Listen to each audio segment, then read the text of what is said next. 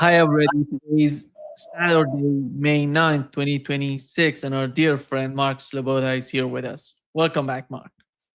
Nima, thanks for having me. It's always an honor and a pleasure to be on Dialogue Works.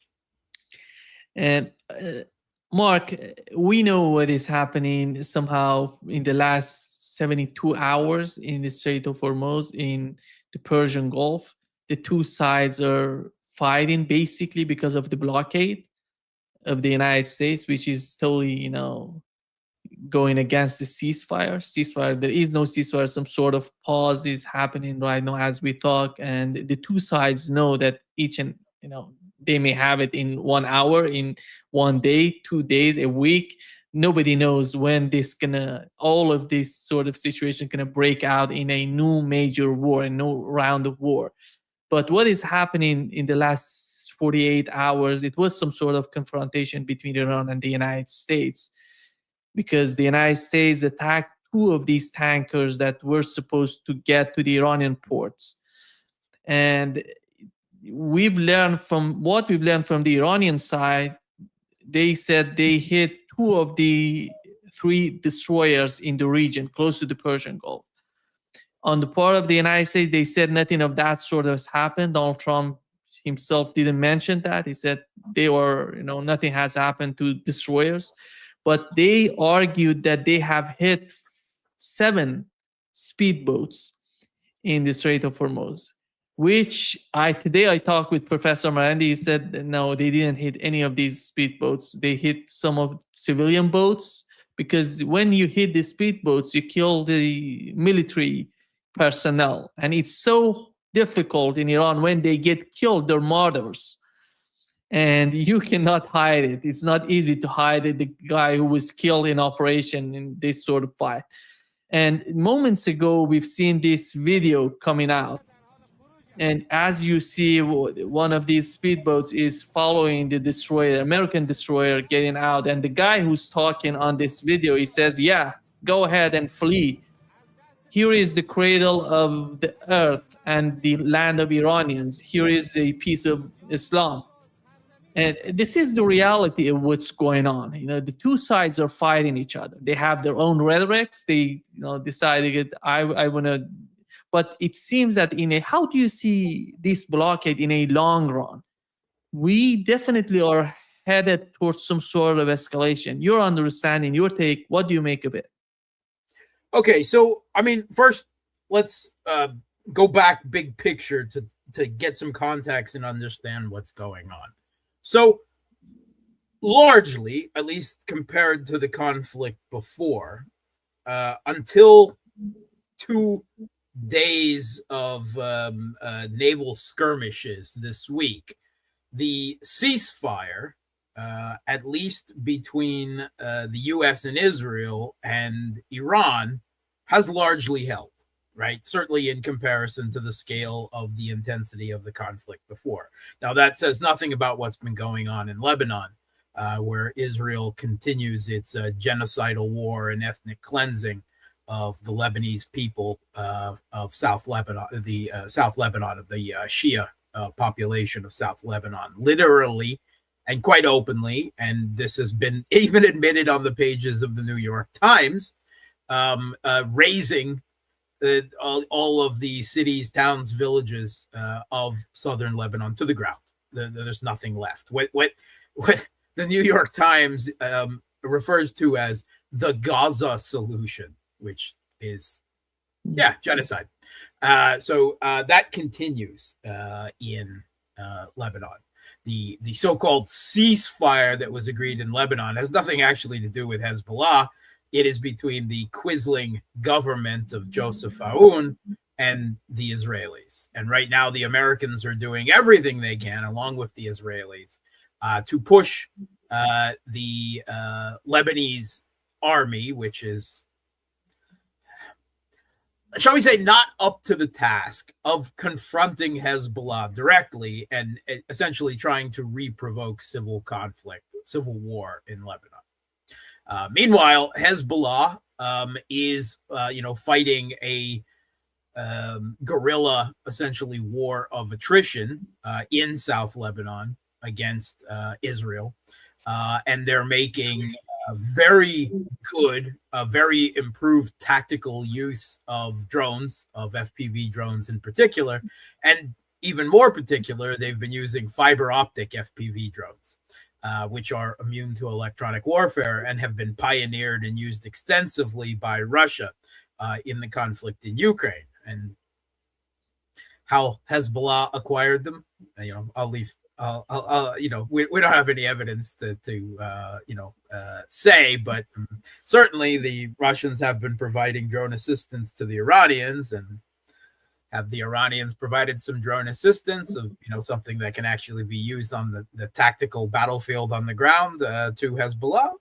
That seems a likely scenario to me, without just speculating. So, but the Telegram channels are full of hits on Merkava tanks and so forth. So, and the Israeli press is whining about it. There was a lovely photo that I put in my own weekend review video on my own channel yesterday. It is the last moment, the last sight of a Israeli bulldozer driver, an excavator, who was busy at work leveling one of the Shia settlements in South Lebanon. And he happened to look up, and there's this look of surprise and horror on his face that was taken by the kamikaze drone that was about to end his life. When you are literally committing, the material act of genocide, which is what leveling, all of the buildings, the homes, the houses, and everything of the people of that land. Yeah, no sympathy. No, not a bit. So that goes on, right? That situation hasn't changed in Lebanon, but by and large, the greater ceasefire has held. And so we entered a new phase of the U.S.-Israeli war on Iran, right? The war isn't over, but the kinetic aspect of it, at least as far as Iran was concerned, was put on hold. And we entered a geoeconomic phase, and people have termed it dueling blockades. Okay, that is true. I prefer to think of it as a geoeconomic game of chicken. Are you familiar with chicken? Right, not that much. Yeah, this is an Americana thing, right?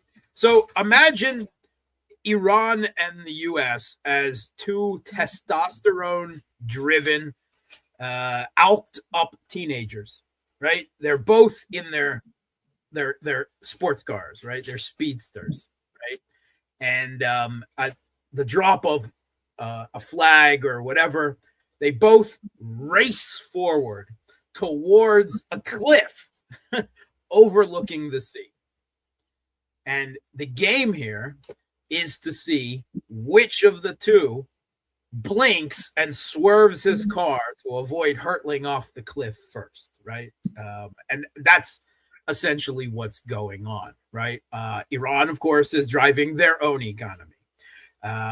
Trump is driving the global energy markets and the global economy because of Iran's strategic use of their control of the Strait of Hormuz and economic damage against the Gulf U.S. client states with U.S. military bases.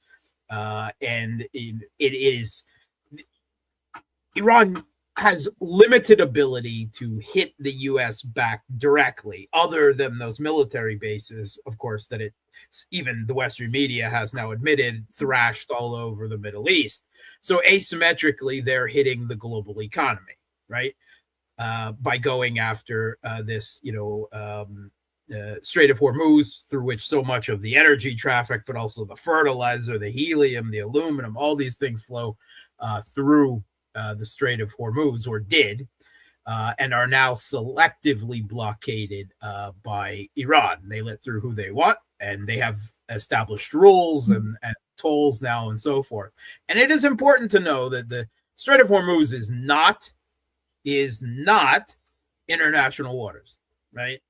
Under the UN Convention of the Law on the Sea, it's too close between Iran. It's too narrow between Iran and Oman, right? Oman one side, Iran the other, but still there's no international water. So any statements by Rubio about international passage is kind of blurring words, because under the UN Convention of the Law of the Sea, admittedly, neither the US nor Iran are actual signatories of the UN Convention of the Law on the Sea, but both of them have by and large abided by it so far. But under international law and the UN Convention of the Law of the Sea, Iran argues that they are under attack, and they therefore have the right to take that waterway, which is, within their own territorial boundaries, under their control for their own security while they're under attack. And that actually seems pretty legally plausible to me. But I'm not an international lawyer. So anyway, that's the argument they make. So you've got these two speedsters hurtling towards the cliff. And the guess is who suffers the most damage, or who can endure damage also due to the economic consequences of these blockades. Again, the Strait of Hormuz versus the U.S. attempt, their blockade or counter blockade is nominally a blockade of Iranians' ports, but it's not being done from Iran's coast. They're at least 350 kilometers just outside anti-ship missile range off the Iranian coast for the most part. And they're conducting their blockade from out in the Sea of Oman, or even further out in the Indian Ocean, the Straits of Malacca, so forth.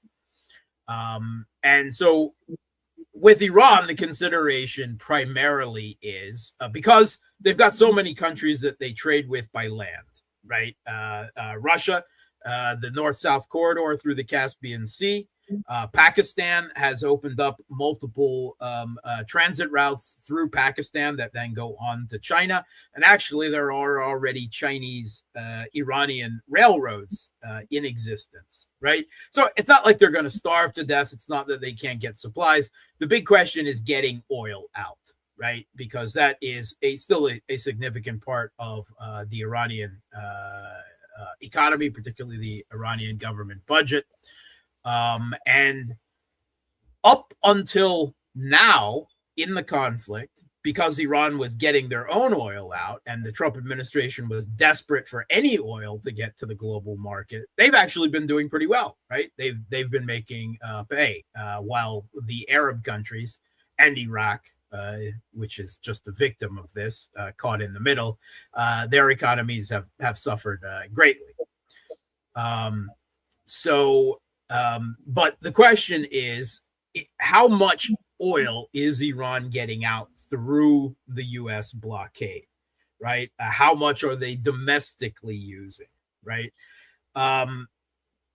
And Western analysts initially said all kinds of ridiculous things, like, Trump promising that in 3 days the Iranian economy was shut down. They wouldn't have any place to put their oil. They'd have to shut down all their oil wells and they'd all blow up, because that's exactly what happens, right? It's all about explosions, Yeah. All right. So 2 weeks later, here we are. And now finally the Western mainstream media is starting to change their tune, which, it must be fair, not just me, but pretty much everyone in the alt media was saying from the beginning that Iran can last a lot longer than the Western media was talking about.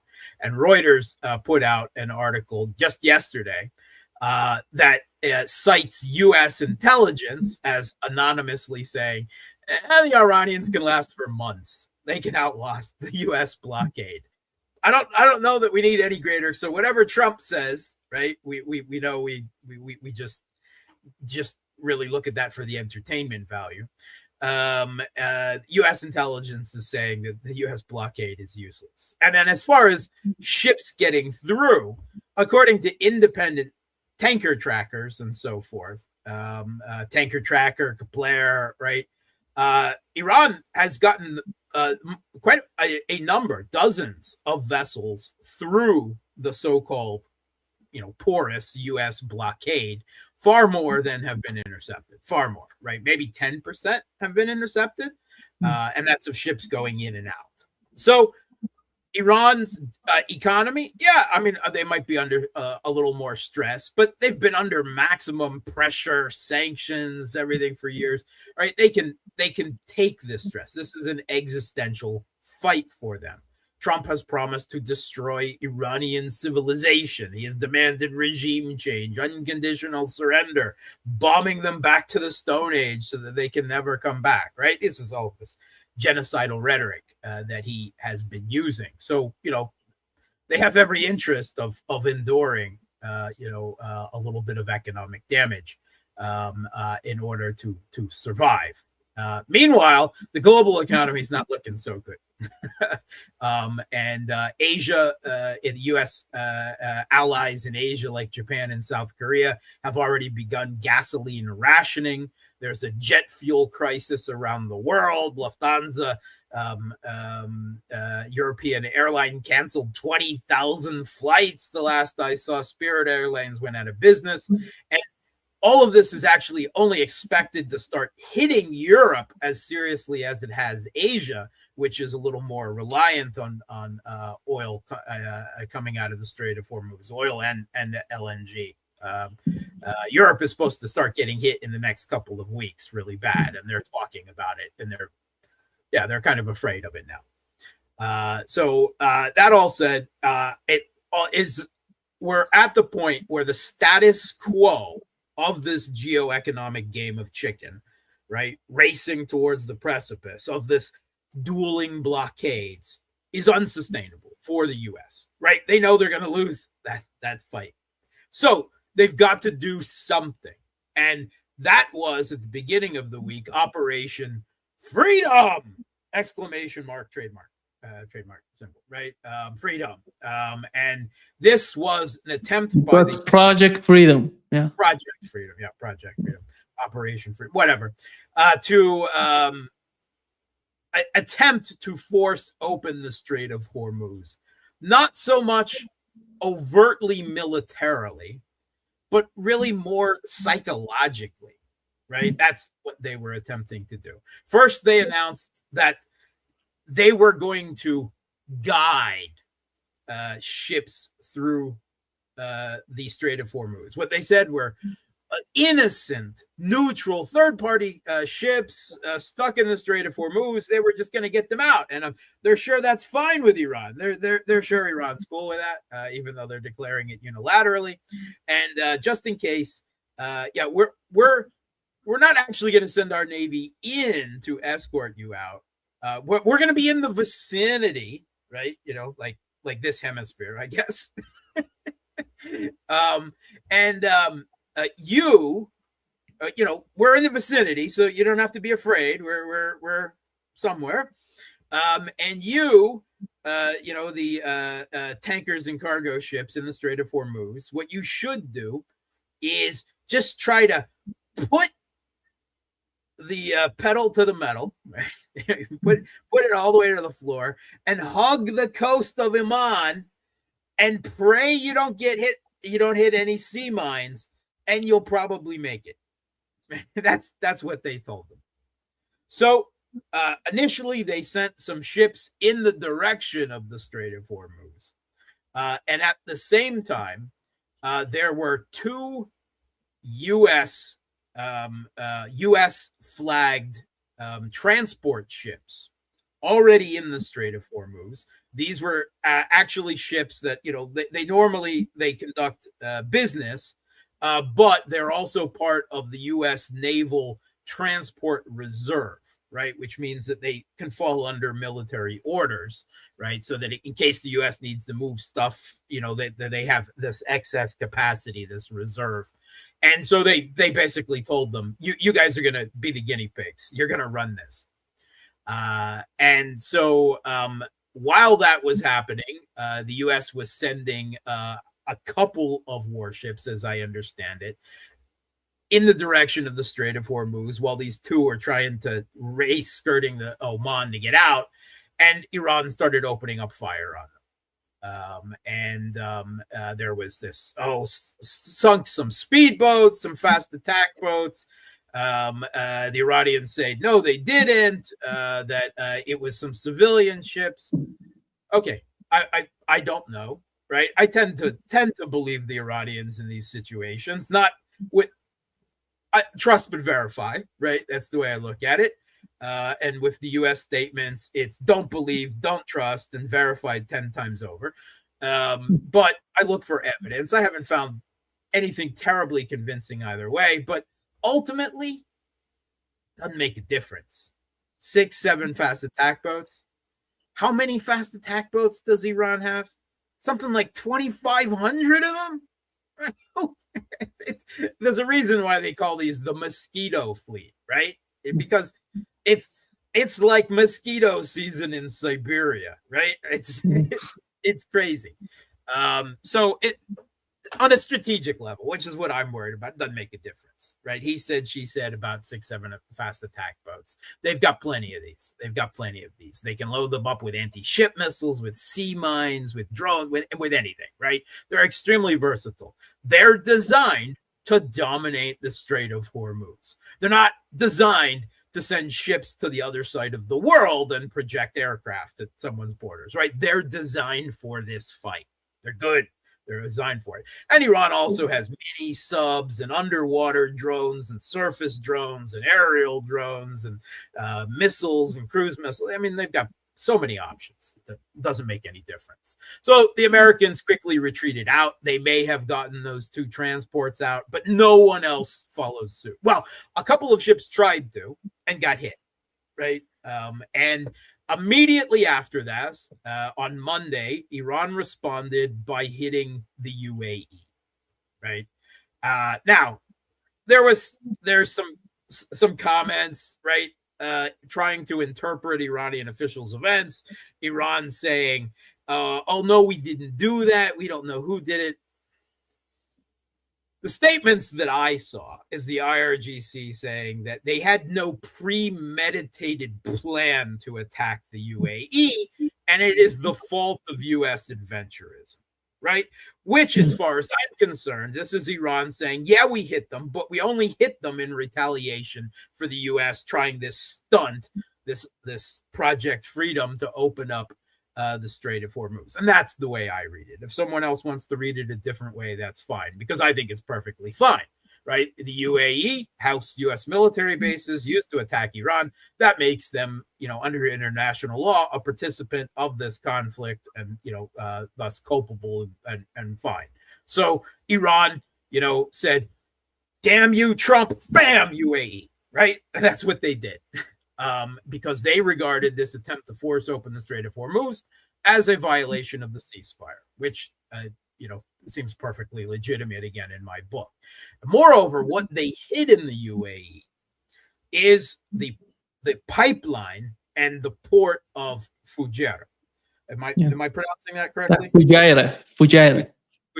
All right. So it is the UAE's bypass, because that is a pipeline that actually goes around the Strait of Hormuz, right? So where the IRGC has controlled the Strait of Hormuz, that port is outside of it. So the UAE was still able to get a significant amount of their oil out, just like Saudi has been able to do some extent through the east-west pipeline across the Saudi desert to Yanbu, to the Red Sea, right? Saudi and the UAE have suffered less than the other Gulf Arab states because they had these bypasses around the Strait of Hormuz. So Iran hit the bypass. They hit it several times. And then they declared they were extending their control of the Strait of Hormuz to also include that port of Fujairah. Yeah. That is their response to all of this.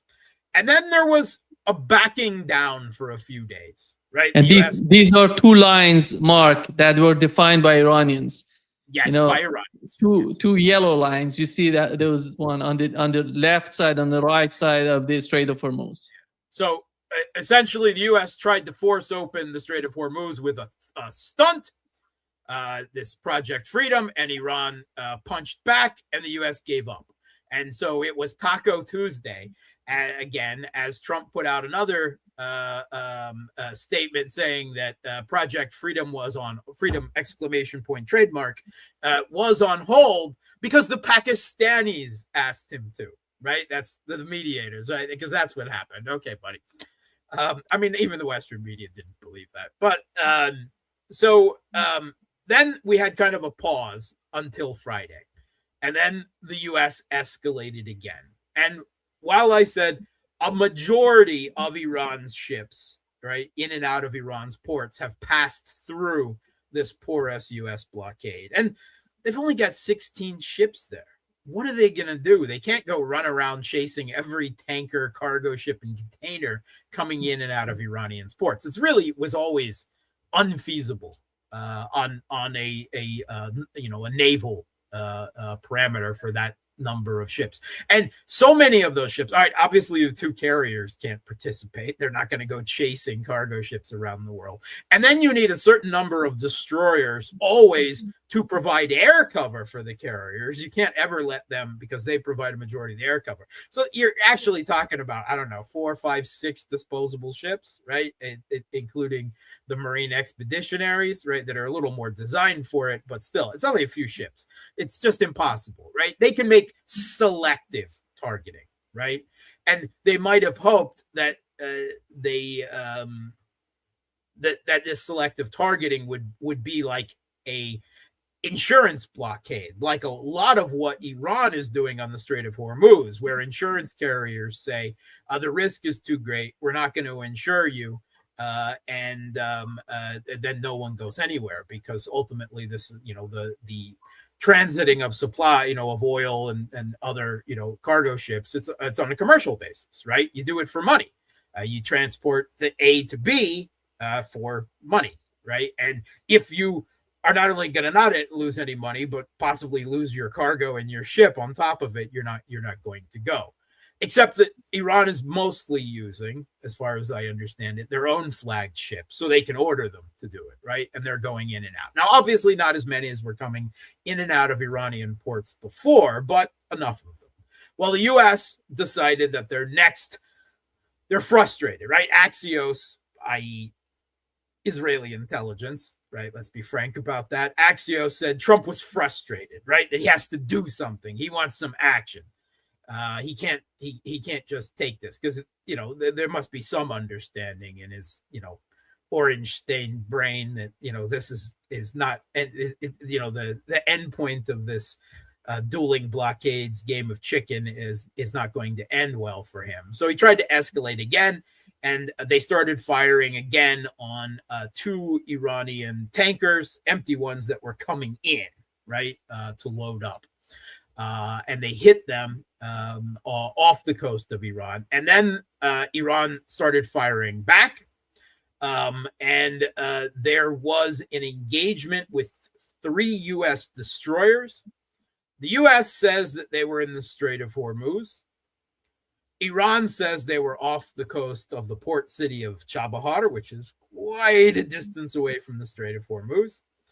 Even if we want to split the difference, that puts them quite far from the Strait of Hormuz. But regardless, they were attacked by drones, by fast attack boats, by some missiles.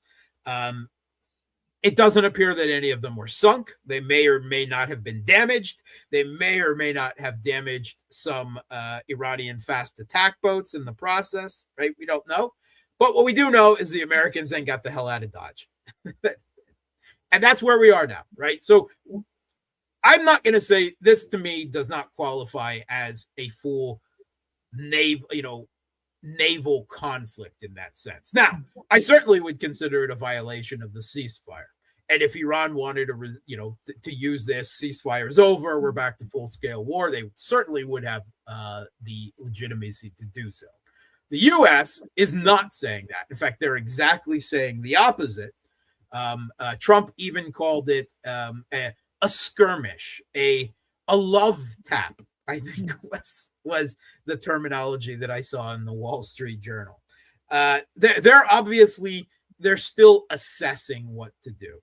right? We're told that the military has presented military options to Trump for trying to force open, right, with major military force, the Strait of Hormuz.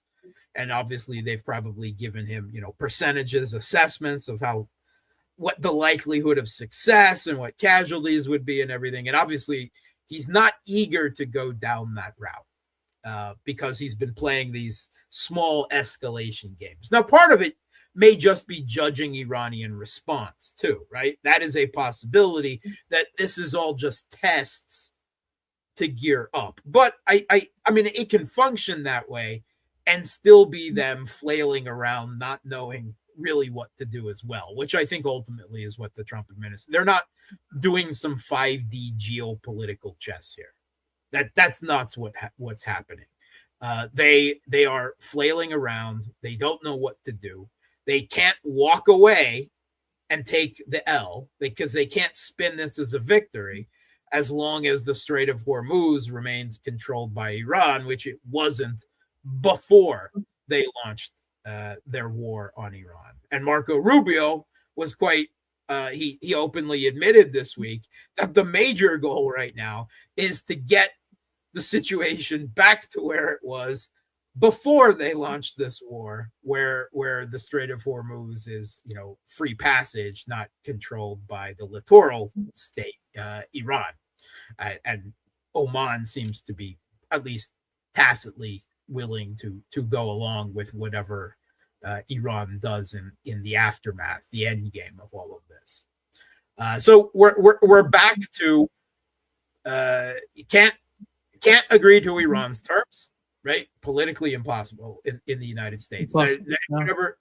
Even the most latest 14-point plan, one-page memorandum, right? We don't have a full readout, but we have ideas, right? Still, it's not acceptable to the U.S., right? It's basically, Mark, it's basically 10-point plan together with some preconditions. With some preconditions, right? Yeah. And even if Iran is willing to forego nuclear enrichment for a period of time, it's not enough. The Iranians are almost certainly not willing to agree to long enough to give, because for them it almost doesn't seem important. In fact, we had an advisor to the supreme leader, who, by the way, the CNN has just in the most recent hours admitted that despite U.S. talks of injuring him in a coma and he's dead and he's disfigured, CNN now says he's intimately involved in the military and strategic planning of what is going on now, according to U.S. intelligence assessments. So,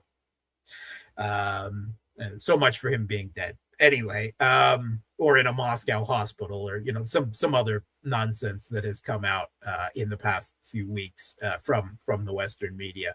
Again, don't take anything they say as without an enormous truckload of salt. So the U.S. just doesn't have good options. They can't accept Iranian demands, and Iran's is not willing to surrender to U.S. demands because, as far as they're concerned, they're winning. Jeremy Scahill he's talking to a lot of Iranian officials. He's a journalist at Dropsite News. He's a Western journalist, but he's an investigative journalist and has been a very critical, good journalist for a Westerner as far as things go. For years, I've followed him. And he's done some excellent work on this. And he's actually talking to Iranian officials. And he sums it up very well. They believe that they're winning and that they have leverage in all of this, and what he calls the 3 M's. Munitions, all right, having an edge because of the shortage of U.S. standoff munitions, Tomahawk and JASSMs, and the air defense interceptors, the PAC-3s, the THAAD missiles, and so forth, and that Iran, they just admitted, again, CNN admitted that they probably got 70% of their missile arsenal untouched now. So we've gone from it's all destroyed to 70% of it is intact. Maybe it'll even creep a little higher. Oh, and they're also admitting that they're building more of them. They're continually making more of them. So, but anyway, munitions, they believe that that is that, in a long range war, a long range strike, war of attrition, time is on their side. Munitions. They believe markets, right? This geoeconomic game of chicken is on their side, right? The markets, time is on their side, and midterm elections coming up in the U.S. with gas prices in the U.S. creeping up to $5 on average. I've seen a wonderful shot. I don't know if it's. I assume it's real. I definitely know that gas prices in California are over $6 a gallon, right? And I saw an image of supposedly a photograph of a 7-Eleven, which is a convenience store in the U.S.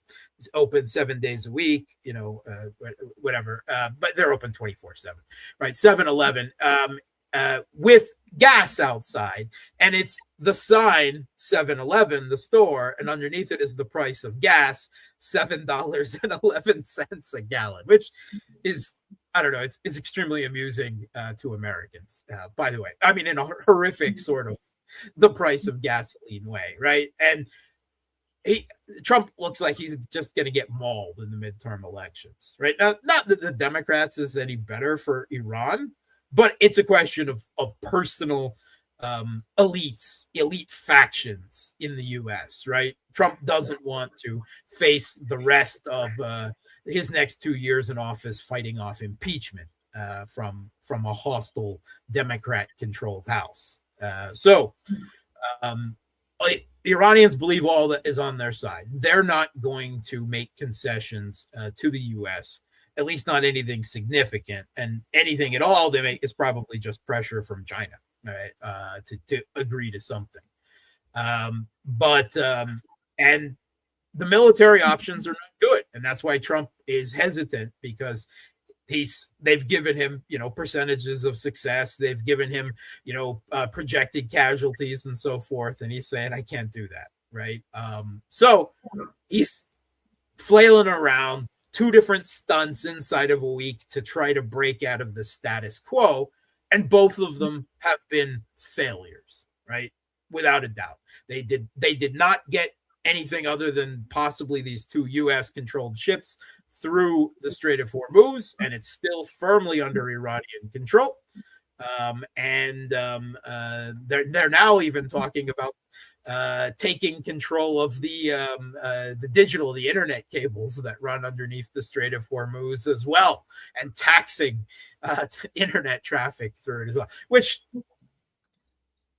I think that might be a step too far, but it's okay, right, to make maximalist demands and threats. I mean, Trump is doing it all the time, so that's all fair in love and war, and here we're all about the war, not about the love. Well, I mean, we have love for Iran, right? But so forth.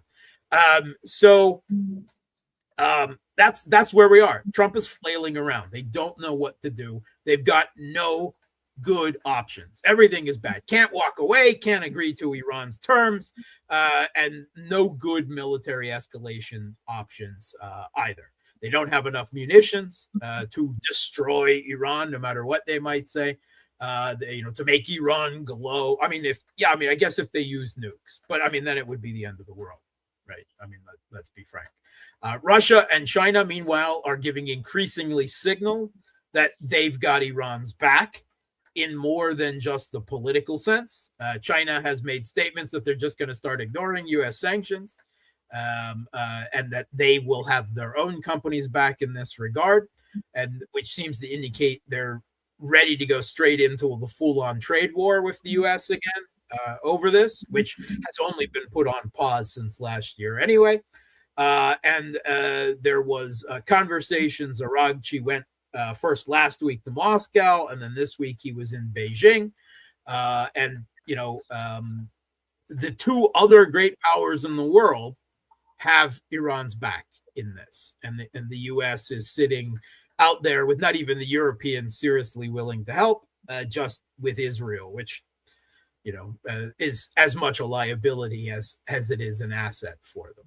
It's to use the chess terminology, it's a zugzwang, right? Anything they do will make their situation worse, but they've got to do something. So, still, a desperate U.S., right? When literally the end game to this conflict could do serious damage to their attempt to maintain U.S.-led Western global hegemony, right? This could be, it's going to do it significant erosion damage. It could be a body blow to it, right? This is a potentially global order changing conflict like the Ukraine conflict, but perhaps even more so because global energy markets and the global economy is on the line. And the U.S. did this to themselves.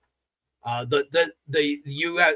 again, the use of the dollar as the petrodollar, the global reserve currency, is also further put at risk in all of this. It's very, very bad.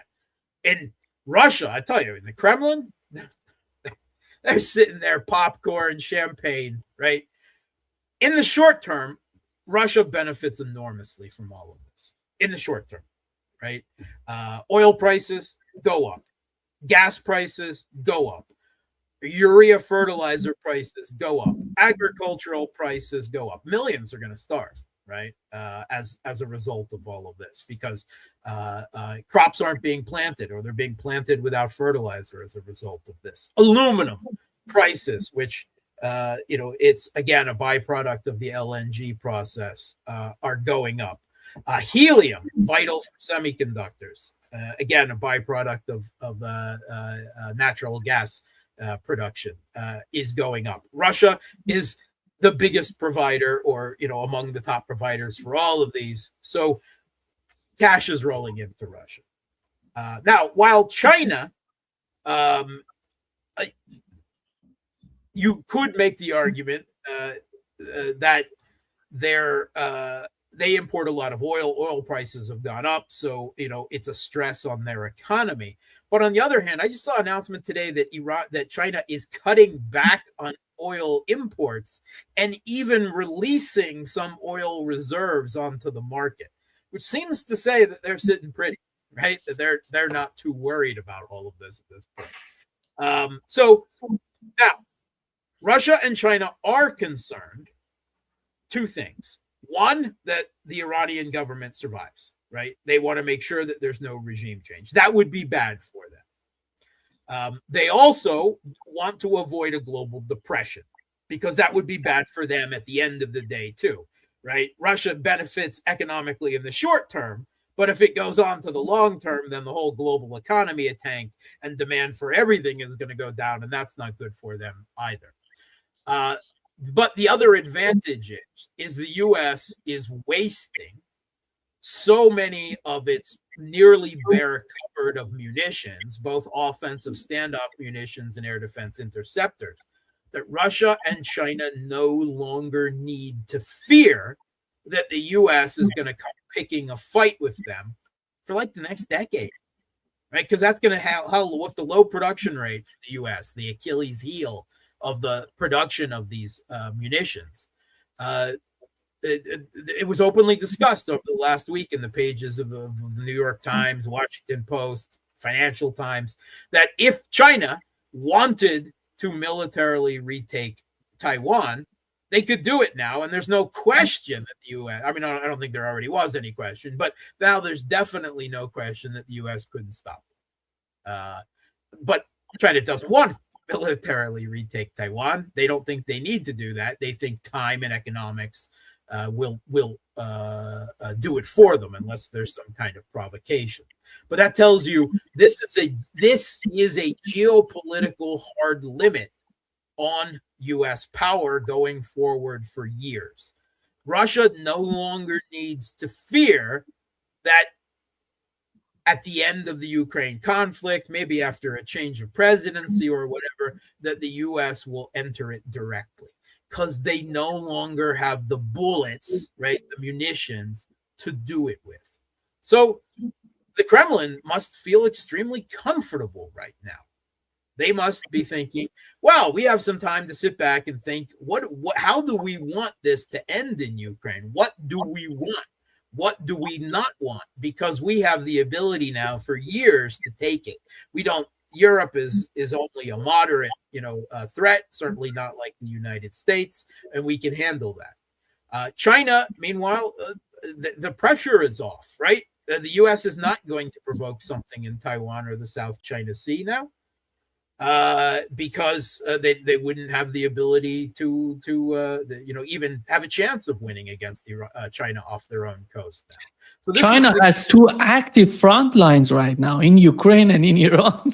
Why do they need to get this? Yeah. Do nothing and win, right? The Chinese strategic maxim, strategic patience in spades. So this is such terrible. Now, it has to be said that part of the reason why Iran has been able to do so well is because U.S. munition level was already so low back in 2025, again in 2026.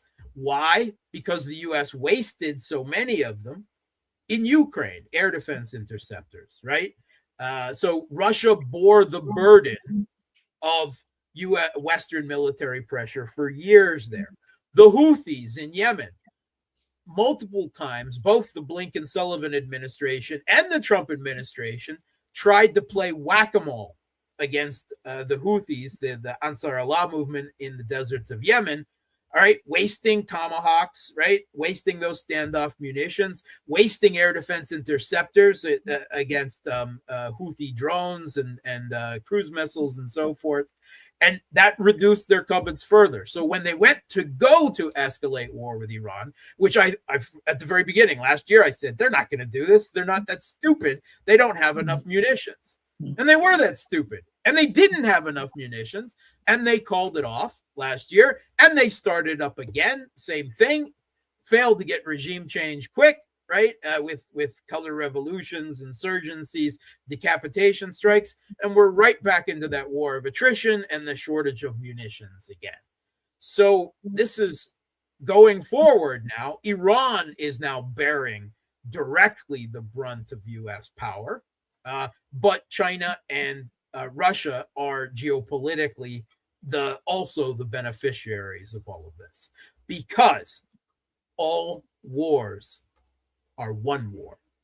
Yeah. And whatever the That's U.S. weakens or they waste resources in one place, China, Russia, and Iran are now so strategically, economically, politically, and militarily linked that wherever the U.S. moves against one of the three, that's going to have consequences vis-a-vis the strategic balance with the other two. And this was admitted to, right? First of all, you had Joe Biden back in the 1990s making this infamous video back when he was in the Senate Foreign Relations Committee and laughing at the Russians being upset about the expansion of NATO, and the Russians saying that if you keep doing this, well, then we're going to have to look to improve relations with China. And Biden thought that was hilarious. He's like, yeah, go ahead. And while you're at it, why don't you try to cozy up to Iran too? Ha, ha, ha, ha. Yeah, right? The current day. Or more recently, the former U.S. envoy babysitter for the Kiev regime in Ukraine, General Kellogg, admitted that whereas previously the U.S. was able to deal with Russia and China and Iran, and also North Korea and other powers separately, it can't do that anymore. So it's got a problem, and the problem is strategically called simultaneity. How do you deal with all of these countries at the same time? You can't. So the idea instead is strategic sequencing, picking the one to go after. But it's too late for divide and conquer. So there are consequences, right? You go to war, proxy war against Russia in Ukraine. You waste enormous resources there. Then you go to war in Iran, and now you got nothing left. And where does that leave the U.S.? It hasn't achieved any of its goals in Iran. It doesn't look set to achieve any of them. Strategically, Iran, at least, right? Yes, Iran has taken a lot of damage and a lot of people have died. Thousands of people have died. We should never forget that. But strategically, on the strategic level, Iran is now in a better position than they were because they have exercised this nuclear option, the control of the Strait of Hormuz. They've discovered it works. Oh, does it work? And we're not even going to give it back now, right? We're going to keep the vice on this, and why the hell shouldn't we? And I don't know. I'm known as the black pill, right? As the cynic, as the fatalist, and bar the personal, emotional level of all of the tragedy for Iran that has been involved in this, at a strategic level, at a geopolitical level. Evil laugh. I'm thrilled, Nima. I'm ecstatic because the end of US-led Western hegemony is ever closer, and they're flailing around like an orange chicken with its head cut off. Mark, I think the last point about the Strait of Hormuz, how do you see the Strait of Hormuz helping to shape a new security architecture for the region? Because those countries who are using the Strait of Hormuz, they're somehow, they have to reach some sort of mutual understanding with Iran. I think that in the aftermath of this, I think it's going to be a mess, right? We've already seen international insurance companies basically saying you have to work with the IRGC. That is already formalizing this control in the international energy markets, which is fascinating. The Arab countries are very not happy with all of this. We've seen Saudi flip-flop in the last week over no Operation Freedom. You're going to make things worse. Oh, okay, pressure. All right, so you can do it again, blah, blah, blah, but we're not thrilled about it. Saudi and Kuwait both. The UAE, meanwhile, is rabid against Iran, right? They've pulled out of OPEC Plus, OAPEC, and possibly others. There's no unity, first of all, among the Gulf Arab states on all of this. As far as security in the post, they're all afraid of Iran. I don't really think that many of them, right? Oman and Qatar, right? Maybe might be willing to enter into formal agreements with Iran and talk things, at least like security. I don't see the other states as going down that road. I think it will end up something much messier and much less formal, where they grudgingly agree to pay for passage through the Strait of Hormuz while doing everything possible to build and rebuild and expand other options than the Strait of Hormuz. And that there is no, it's like Russia hopes for a security agreement coming out for Europe, for the Eurasian continent coming out of Ukraine. Not going to happen. I mean, just from a realistic level, the U.S., they're never going to agree to it, right? No matter how big things are. Same thing with an Arab security. They're not there yet. We might have believed they were willing. Saudi was giving signals for the last few years, some normalization, and then all of this happened. And should we believe Western reports that Saudi was encouraging Trump towards all of this or not? I don't know, right? I don't really know. But we do know that now UAE is going off the farm. They're all making big orders of Patriot interceptors for years into the future, which is an indication that they're not going to give up on the U.S. as a security guarantor. Not because U.S. air defense works. It obviously doesn't, as we've seen countless times. And not because the U.S. is a good security guarantor for them. Instead, it just made them targets by initiating this conflict. But because they've got nothing else, right? Leaving them in the Middle East with a newly dynamic, energized, beaten, but ultimately strategically triumphant Iran, they're almost certainly going to fall back on the U.S. as security guarantor because they've got nothing else.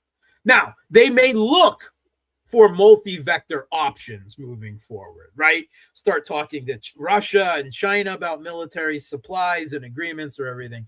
But I don't see any grand, post-World War II Yalta security framework settlement for the Middle East coming out of this.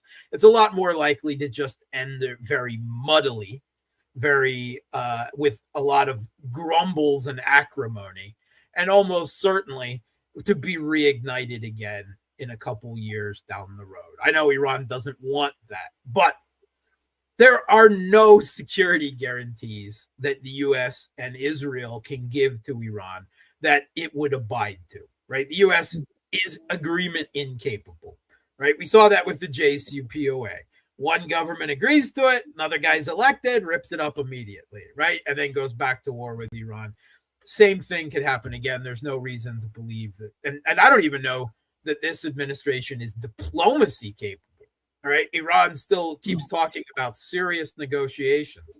Well, sending Trump's real estate slick buddy and his twink son-in-law around the world, both non-professional incompetence, is not serious negotiations, right? They have no idea what they're doing. This cannot be settled with a deal in a smoke-filled room with a handshake. That is the U.S. is just led by incompetence, buffoons, and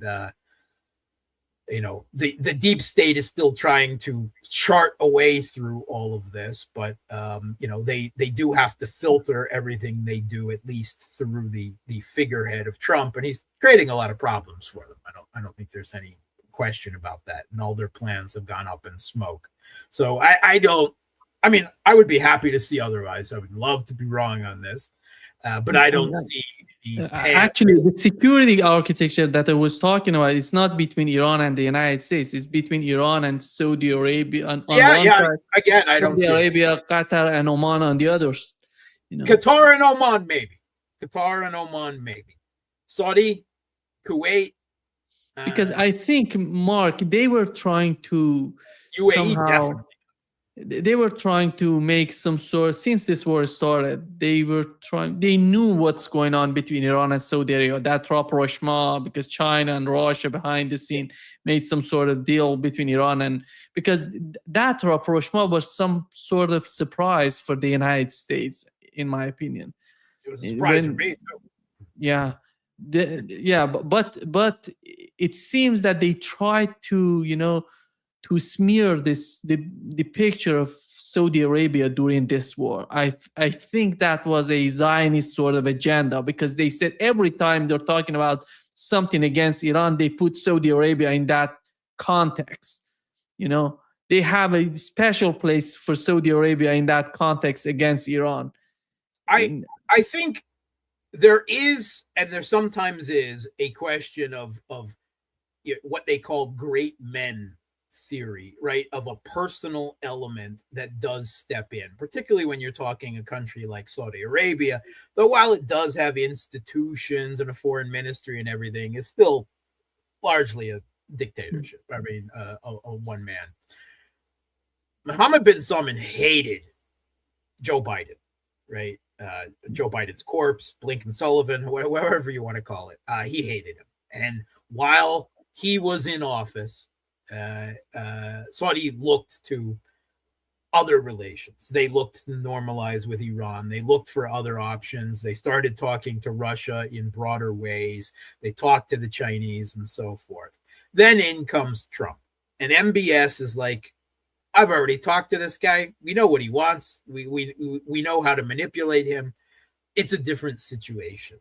And so there is the possibility that they completely really just changed, the way they were looking at geopolitics in the region, simply because, and they may have jumped on board with this and not put all of their previous animosities with Iran behind them like we hoped they could. That is at least a possibility.